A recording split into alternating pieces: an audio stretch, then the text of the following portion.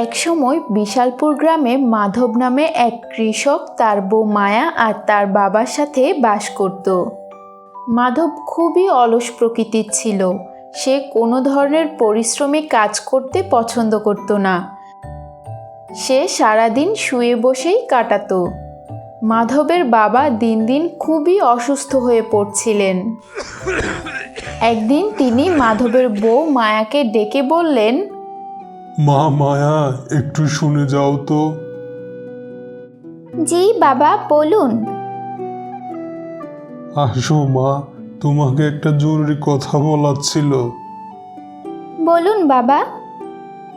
এই অপদার্থ ছেলেকে ঠিক করতে করতে আমি বুড়ো হয়ে গেছি, কিন্তু এই ছেলেকে ঠিক করতে পারিনি। আমার মনে হয় আমি আর বেশি দিন বাঁচব না। এখন তো আমার মনে হচ্ছে এই ছেলের গায়ে কোনো অলস ভূত ভর করেছে। এখন এই ভূত তাড়ানোর দায়িত্ব তোমার।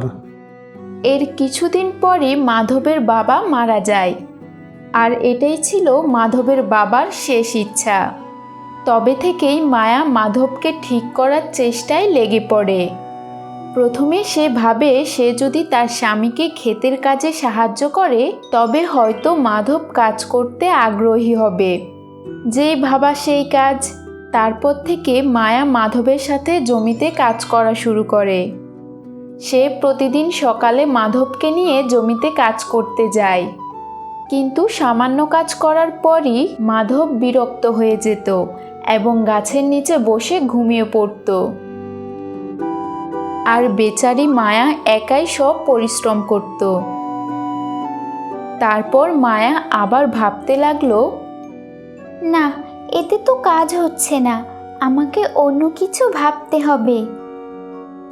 তারপরেই একদিন গ্রামে ঘোষণা হলো, সবাই শুনুন, সরকার গ্রামে বিনা পয়সায় ফসলের বীজ বিতরণ করবে। আগামীকাল সকাল 9টায় সরকারি অফিসে সকলে উপস্থিত হয়ে ফ্রিতে বীজ নিয়ে যাবেন। মায়া এই ঘোষণা শুনে মাধবের কাছে গেল। এই শুনছো, কাল সকাল 9টায় সরকারি অফিস চলে যেও। কেন যাব? কারণ সরকার ফ্রিতে ফসলের বীজ বিতরণ করবে। কি বলছো, একদম ফ্রিতে? হ্যাঁ হ্যাঁ, একদম ফ্রিতে।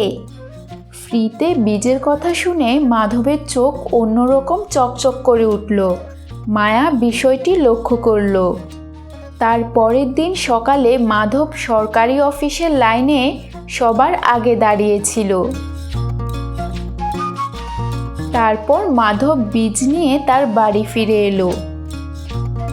মায়া মায়া, কি বীজ নিয়ে এসেছো? হ্যাঁ, এই দেখো, একদম ফ্রিতে এতগুলো বীজ। মায়া মাধবের সব কথা খুব ভালো করে শুনতে লাগলো। তারপর তার মাথায় একটি বুদ্ধি এলো। পরের দিন মায়া আবারও মাধবের কাছে এসে বলল, সরকার আবারও একটি ঘোষণা দিয়েছে। কি, আবারও কি ফ্রিতে বীজ দেবে? না, বীজ না, গরু দিবে। কি, গরু দেবে? আরে বাহ, তাহলে তো আমার কাজ অর্ধেক হয়ে যাবে। বলো কোথায় যেতে হবে, কোথায়? কিন্তু গরু পাওয়া এত সহজ না। সরকার ঘোষণা দিয়েছে যে কৃষক আগামী 3 মাসে 1 মণ ফসল ফলাতে পারবে, শুধুমাত্র তাদেরকেই ফ্রিতে গরু দেবে। 1 মণ? এ আর এমন কি, আমার জমি এত বড় যে এখানে 5 মণ ফসল হতে পারে। কিন্তু এত পরিশ্রম করবেটা কি? তুমি তো কাজ করতে পছন্দই করো না। কিন্তু 2টা গরু তো পাবো। একবার একটু কষ্ট করে গরুগুলো পেয়ে গেলে পরে আর বেশি কষ্টই করতে হবে না। তারপর থেকে প্রতিদিন মাধব তার জমিতে কাজ করতে লাগলো। সে সারাদিন ক্ষেতের কাজে অনেক পরিশ্রম করত। সে জমিতে হাল চাষ করা, খেতে পানি দেওয়া সব কাজ নিয়মিত করতে লাগলো। 1 মাস পরই মাধবের ক্ষেতে চারা গজালো। ধীরে ধীরে তার জমি ফসলে ভরে উঠল। মাধব তার পরিশ্রম অব্যাহত রাখল। 3 মাস পর মাধব ফসল কাটা শুরু করলো। দেখো মায়া, এখানে 1 মনের চাইতে বেশি হবে না? হ্যাঁ, অনেক বেশি হবে। এবার বলো, গরুর জন্য কোথায় যেতে হবে? কোথাও না, খরিদ্দার নিজেই এখানে আসবে। পরের দিন এক ব্যাপারী আসলো। সে মায়াকে 1 লাখ টাকা নগদ দিয়ে সব ফসল কিনে নিয়ে গেল। মায়া টাকা দেখে খুবই খুশি হলো।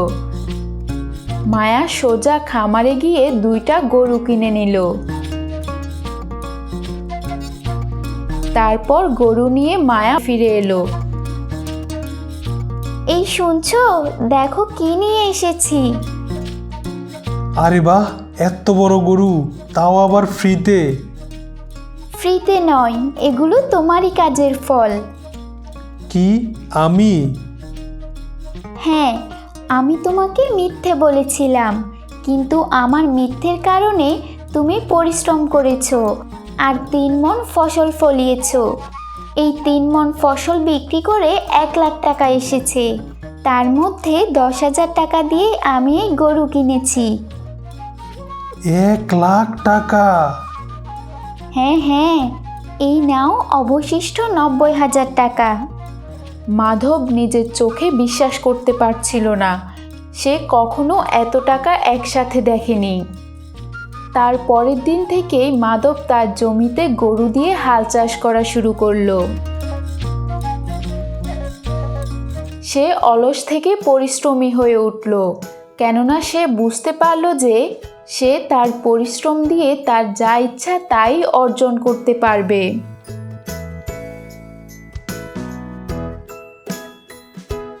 বাবা, দেখলেন তো, আজ আমি এই অলস ভূতকে তাড়িয়ে আপনার শেষ ইচ্ছা পূরণ করেছি।